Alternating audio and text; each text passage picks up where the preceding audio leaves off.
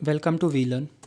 This is session number 6 on intergrid protocols and perspectives on grids. So the topics we are going to cover in this session are need for intergrid protocols, grid relationships with other technologies, then World Wide Web, application and storage services providers, enterprise computing systems, internet and peer-to-peer computing, perspectives on grids, autonomic computing and semantic grid, grid computing standards, a first look, grid challenges. First of all, need for intergrid protocols. Our grid architecture establishes requirements for protocols and APIs that enable sharing of resources, services and code. हमारा जो grid architecture है ये establish करता है requirements के लिए, किसके लिए? जो रिक्वायरमेंट्स फॉर द प्रोटोकॉल्स के लिए हैं, APIs के लिए हैं, that enable sharing of resources, services and code, जिनके थ्रू हम लोग जो है अपने रिसोर्सेज को शेयर करते हैं, सर्विसेज को शेयर करते हैं और जो भी कोड शेयरेबल है उसको शेयर करते हैं.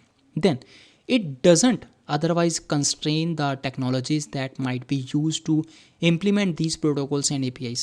ये जो है otherwise constraint नहीं पैदा करता, कुछ भी restrictions नहीं implement करता technologies में that might be used to implement these protocols and API, जो कि implementation करने के लिए protocols की implementation हो गया, APIs की implementation के लिए जो important है उसके रास्ते में कभी भी कोई ऐसे constraints नहीं करता. Then, in fact, it is quite feasible to define multiple instantiations of key grid architecture elements. In fact, जो ये है quite feasible है to define multiple instantiations of key grid architecture elements. Then, grid relationships with other technologies. अब जो grid relationship है तो दूसरी technologies के साथ में कैसी है इसकी? The concept of control dynamic sharing within VO or virtual organizations is so fundamental that we might assume that grid-like technologies must surely already be widely deployed. जिसका कॉन्सेप्ट है कंट्रोलिंग का, डायनामिक शेयरिंग है, within virtual organizations है, is so fundamental, बहुत ज़्यादा fundamental, that we might assume, इसमें हम लोग ये अज्यूम कर सकते हैं that grid like technologies must surely already be widely deployed. Then, in practice, however, while the need for these technologies needed widespread, हालांकि प्रैक्टिस में हम लोग देखते हैं इस टेक्नोलॉजी की वर्ल्ड वाइड बहुत ज़्यादा रिक्वायरमेंट है, नीड है, in a wide variety of different areas, even कि डिफरेंट एरियाज में है. We find only primitive and inadequate solutions to VO problems. हम लोग फाइंड आउट करते हैं क्या only primitive and inadequate solutions to virtual organization problems. So next is World Wide Web. The World Wide Web, abbreviated as WWW, commonly known as the web, is the system of interlinked hypertext documents accessed via the internet with a web browser. अब जो world wide है जिसको कि हम लोग जो हैं WWW या फिर W3 के नाम से भी कॉल करते हैं, जिसको कि हम लोग वेब के नाम से भी कॉल करते हैं, ये एक सिस्टम है ऑफ इंटरलिंक्ड हाइपरटेक्स्ट डॉक्यूमेंट्स का, जो कि पूरे के पूरे वर्ल्ड में हम लोग इंटरनेट के थ्रू एक्सेस करते हैं. सो ब्राउज़र के थ्रू हम लोग क्या कर सकते हैं? One can view web pages that में कंटेन टेक्स्ट, जिसमें टेक्स्ट होता है, इमेजेस होते हैं, वीडियोस होते हैं, इवन की अदर मल्टीमीडिया टाइप की कंटेंट्स होते हैं, and navigate between them via hyperlinks. So इसके थ्रू हम लोग जो हैं अलग अलग हाइपरलिंक्स के थ्रू जो है अलग अलग पेजेस पे नेविगेट कर सकते हैं. Using concepts from this earlier hypertext systems like Enquire, British engineer and computer scientist sir Tim Berners-Lee, now director of the World Wide Web Consortium, जो कि अभी वर्ल्ड वाइड वेब कंसोर्टियम का एक director है, और wrote a proposal in March 1989 for what would eventually become the World Wide web. Then, at CERT, a European search organization near Geneva, situated on Swiss and French soil, Berners-Lee and Belgium computer scientist Robert Chalio proposed in 1992 use hypertext. उसने propose किया hypertext use करने के लिए to link and access information of various kinds as a web of nodes, ताकि हम लोग जो है उसको information को access कर सकें various kinds as a web of nodes in which the user can browse at will.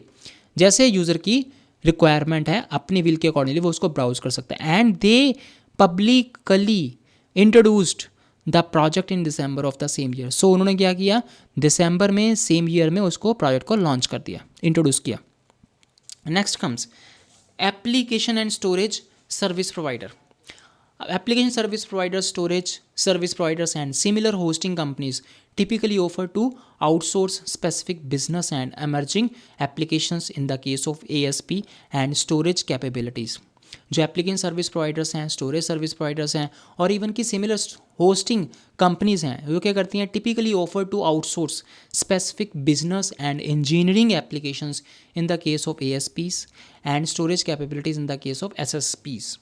So customers negotiate with these highly effective service provider. जो कस्टमर्स हैं नेगोशिएट करते हैं इस टाइप की जो हाईली इफेक्टिव सर्विस प्रोवाइडर्स के साथ में on KOS requirements, quality of service requirements के अकॉर्डिंगली, लाइक हार्डवेयर हो गया, सॉफ्टवेयर हो गया और नेटवर्क कम्बिनेशंस वगैरह हो गया, and pricing like utility based fixed और अदर प्राइसिंग ऑप्शंस हो गई. Then enterprise computing systems, enterprise development technologies such as Corba, enterprise Java Beans, Java to enterprise editions, and DCOM are all systems designed to enable the construction of distributed applications. They provide standard resources, interfaces, remote invocation, then mechanism and trading services for discovery and hence. So ये क्या करती हैं, standard resource interface का provide करती हैं, remote invocation mechanism provide करती हैं, and trading services for discovery and hence make it easy to share resources within a single organization. So ये क्या करती हैं, एक सिंगल ऑर्गेनाइजेशन में इन सब रिसोर्सेज को एक्सेस करना ईजी करती हैं. However these mechanism address none of the specific view requirements. हालांकि ये जो मैकेनिज्म है क्या करता है, एड्रेस क्या करता है, none of these specific view requirements, virtual organization की रिक्वायरमेंट्स के लिए वो बिल्कुल भी ये एड्रेस नहीं करता. Then next comes internet and peer to peer computing. अब इसमें क्या है, peer to peer computing as implemented for example in the Napster Genetly and the freenet file sharing systems and internet computing as implemented. जैसे कि हम लोग देखते हैं इंटरनेट कंप्यूटिंग और फ्रीनेट फाइल शेयरिंग सिस्टम्स में जो है ये यूज़ हो रहा है. For example by SETI at home, जैसे कि हम लोग देख सकते हैं सेटी एट होम में है, देन पैराबोन और एंट्रोपिया सिस्टम्स में है. सो ये क्या एग्जांपल्स हैं of the more general beyond client server sharing modalities and computational structures that we referred to in our characterization of virtual organizations.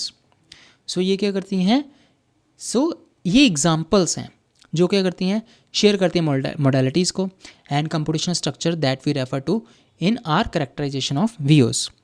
As such they have much in common with grid technologies. As such जो है ये क्या है, इनमें काफ़ी जो हम लोग देखते हैं है much in common with grid technologies. Then next comes perspectives on grids. अब ग्रिड्स पे जो है डिफरेंट टाइप के परस्पेक्टिव्स क्या हैं. फर्स्ट ऑफ ऑल आ गया the grid is A next generation internet. अब जो ग्रिड है कैसे हम लोग कह सकते हैं ये नेक्स्ट जनरेशन इंटरनेट है. The grid is not an alternative to the internet. Grid जो है इंटरनेट का अल्टरनेटिव नहीं है. It is rather a set of additional protocols and services that build on internet protocols and services to support the creation. ये क्या करती हैं, हम लोगों को सर्विसेज प्रोवाइड करती हैं, जो सेट ऑफ सर्विसेज हैं, प्रोटोकॉल्स हैं that build on internet protocols, जो कि इंटरनेट प्रोटोकॉल के ऊपर जो है बिल्टअप हैं, and services to support the creation and use of computational and data enriched environment. Even की सर्विसेज प्रोवाइड करती हैं to support the creation and use of computation and data enriched environments को.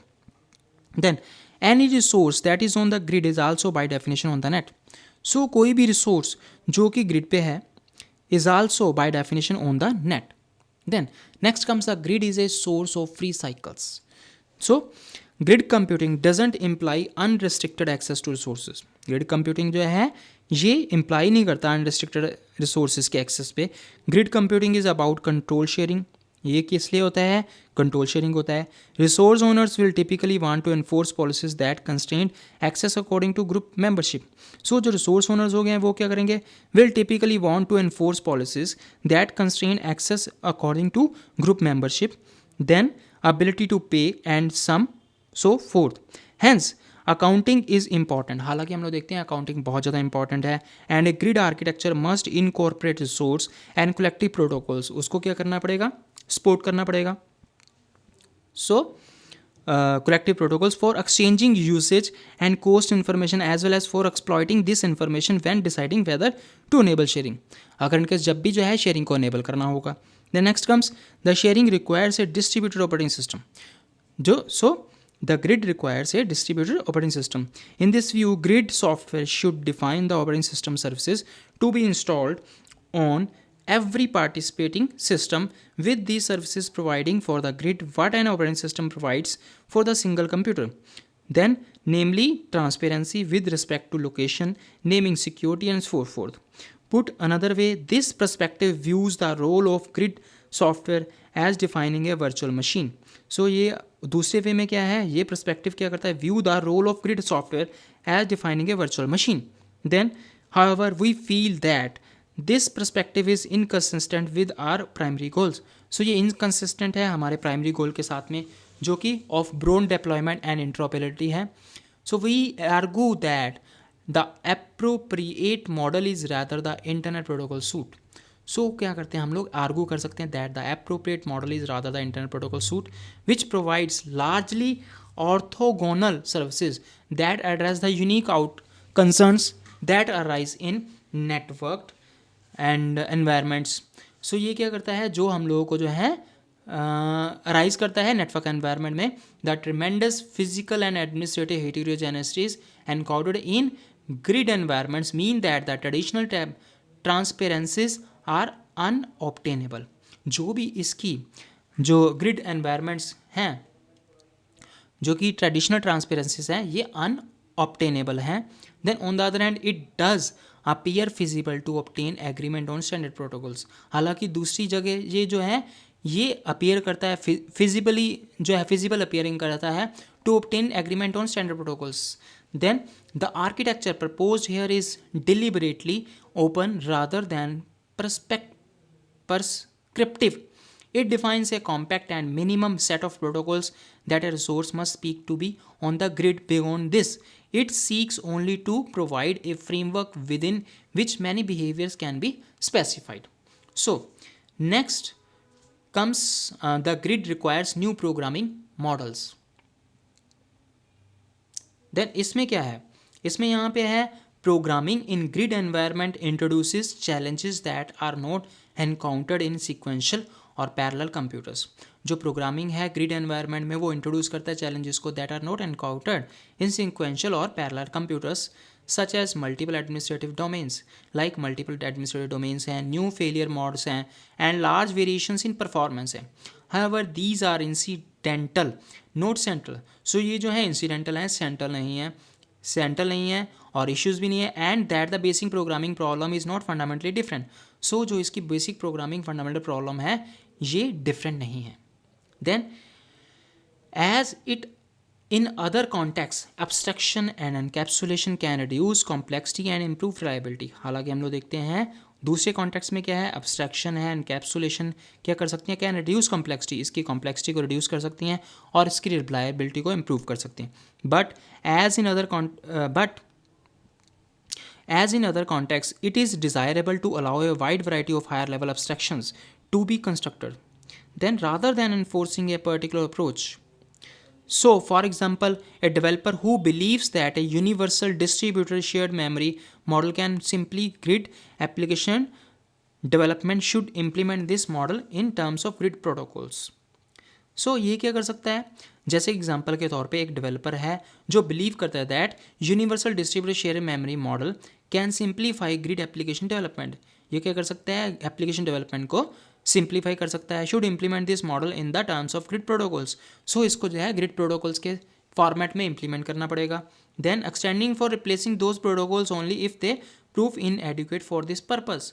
सो then क्या होगा, extend करेगा और replace करेगा this protocols को only if the proof inadequate for this purpose. अगर वो inadequate होंगे then उसको जो रिप्लेस करेगा.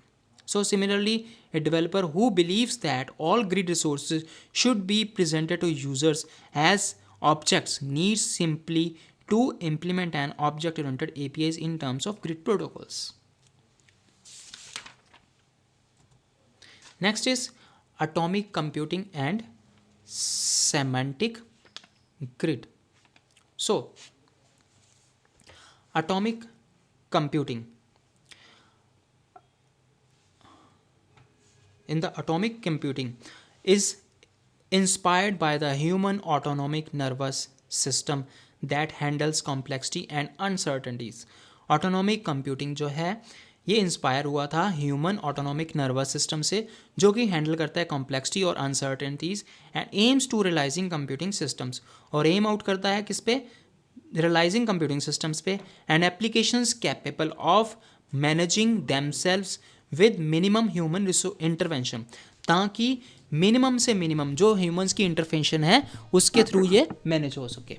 Then with the increasing complexity in dealing with distributed systems, solutions and shared resources in grid environments, जो increasing complexity है जो इसके डीलिंग में आ रही है with the distributed system है, solutions है and shared resources in grid environments है, we require a significant amount of autonomic functions to manage the grid.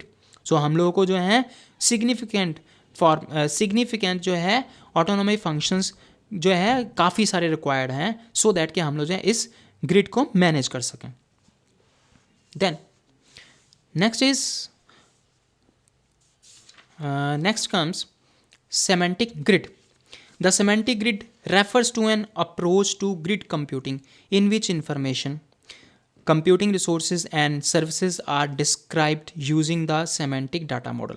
So जो semantic grid है ये रेफर करता है अप्रोच को to grid computing in which information, grid computing को ये refer कर रहा है जिसमें कि information, computing resources, services are described using the semantic data model.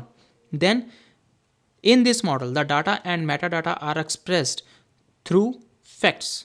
सो इस मॉडल में जो है डाटा और मेटा डाटा जो है वो फैक्ट्स के थ्रू एक्सप्रेस होते हैं.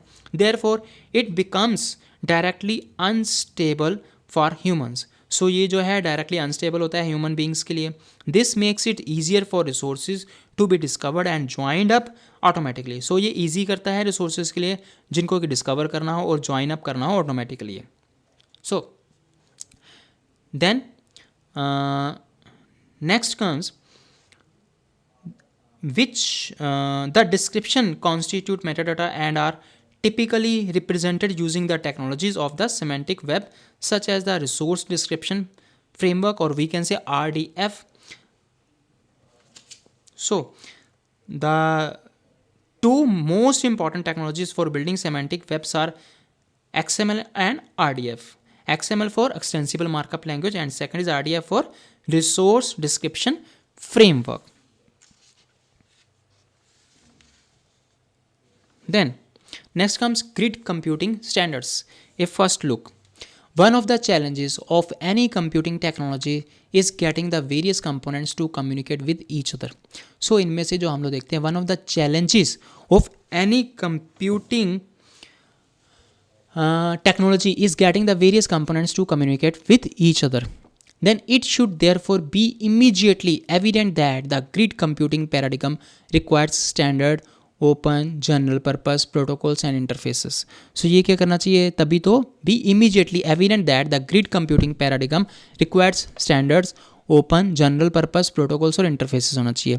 Standards for grid computing are now being defined and are beginning to be implemented by the vendors. जो स्टैंडर्ड्स ग्रिड कंप्यूटिंग के हैं नाउ आर बीइंग डिफाइंड है and are beginning to be implemented by the vendors. Then next term grid challenges. Despite the potential advantage of grid computing, it should be noted that the utilization of this technology in the general corporate environment is just nascent, जो कि हम लोग ये कह सकते हैं hopeful है. सो इसके अलावा जो पोटेंशियल एडवांटेज ग्रिड कंप्यूटिंग का है इट शुड बी नोटेड, इसमें नोट आउट होना चाहिए that the utilisation of the technology in the general corporate environment is just nascent. To begin with, like other technologies, a certain amount of hype is inevitable.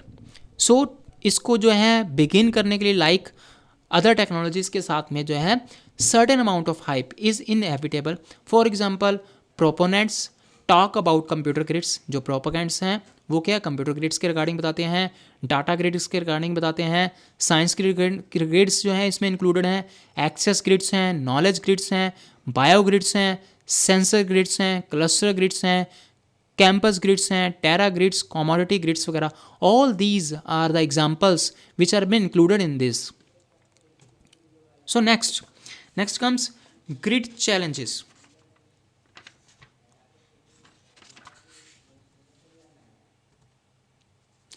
just deploying a scheduler. LAN doesn't create a cluster grid anymore that a workstation with a processor, memory, disk and network card is a grid. So at the technical level, although many firms have a keen interest in virtualization, so हम लोग देखते हैं बहुत सारी companies हैं जिनको कि virtualization में इंटरेस्ट है. There are obstructions to full realization of grid computing benefits at this time.